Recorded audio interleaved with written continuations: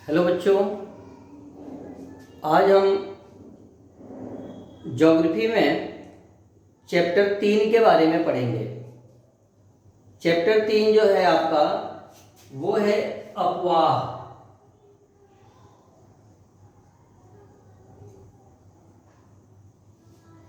तो आज हम अफवाह के बारे में पढ़ेंगे। सबसे पहले हमारे लिए ये जानना जरूरी है कि अफवाह है क्या, अफवाह का शाब्दिक अर्थ क्या होता है।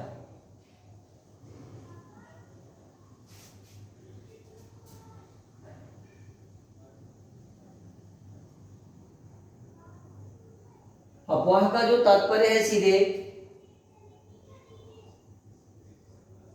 जल के प्रवाह से है।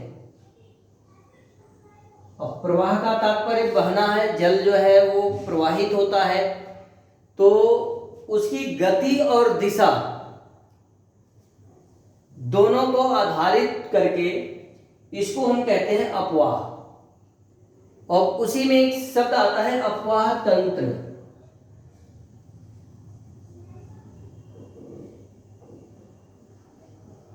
अफवाह तंत्र में जैसे आपने इससे पहले आपने पारिस्थितिकी के बारे में पढ़ा था कि इस पृथ्वी पर विभिन्न प्रकार के पेड़ पौधे जीव जंतु आपस में एक संबंध बनाकर रहते हैं।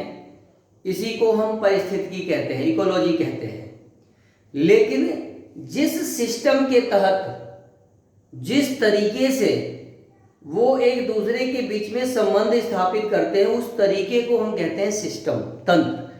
अर्थात विभिन्न प्रकार के पेड़ पौधे जीव जंतु मानव के बीच में जो संबंध स्थापित करने का जो तरीका होता है, जो सिस्टम होता है, उसको हम पारिस्थितिकी तंत्र कहते हैं। उसी तरह से जल के प्रवाह की जो प्रक्रिया है, जो उसका सिस्टम है, जो उसकी प्रणाली है, उसको ही हम अफवाह तंत्र कहते हैं।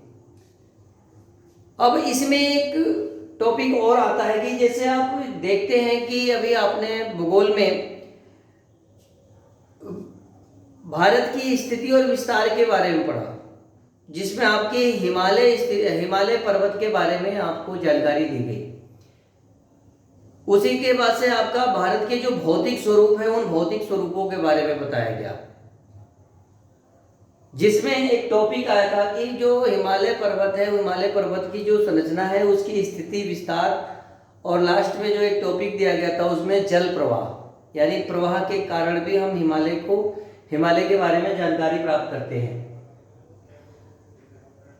तो उसमें जो जल प्रवाह का जो तरीका है, जैसे मान लो कि आप ये जानते हैं कि जल जो प्रवाहित होता है वो हिमालय पर्वत से हिम श्रेणियों से प्राप्त होता है, यानी कि बर्फ के पिघलने से जो भी मतलब जल प्राप्त होता है, वे सारा जल इन पर्वत के गिर कंदराओं से बहते हुए और वो मैदानी भागों पर आकर एक जगह एकत्रित होते हैं।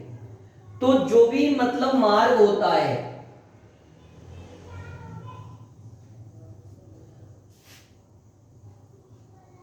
सपोर्टेड, मान लो कि यहां से कोई जल प्रवाहित हो रही है, तो यहां से जल की धारा जो प्रवाहित होगी वो यहां से इस तरह से आ गई और जहां भी ढाल होगा इस तरह से जाएगी। इस तरह से दूसरे तरीके से मान लो कि यहां से बर्फ पिघल गया, तो ये बर्फ पिघलने की जो इसी के सहारे होते हुए जल आके यहां मिल जाएगी, और इस तरह से ये जो जल है वो आगे बढ़ जाएगा। यानी कि जल का जो मार्ग है वो अलग अलग हो गया। इसी को हम कहते हैं नदी द्रोणी। इसको हम कहते हैं नदी द्रोणी। और दो नदियों के बीच में जो ये मार्ग होते हैं, पर्वत श्रेणियां होती हैं, ये पर्वत श्रेणियां, जैसे मान लो यहाँ पे कोई उच्च भूमि है, यह उच्च भूमि इस जल को दो भागों में विभाजित कर देती है। ये जो उच्च भूमि है, इसको जल को दो भागों में विभाजित कर देता है, जिसको हम जल विभाजक कहते हैं। जल विभाजक या उच्च भूमि के नाम से जानते हैं। जल विभाजक या उच्च भूमि के नाम से जानते हैं।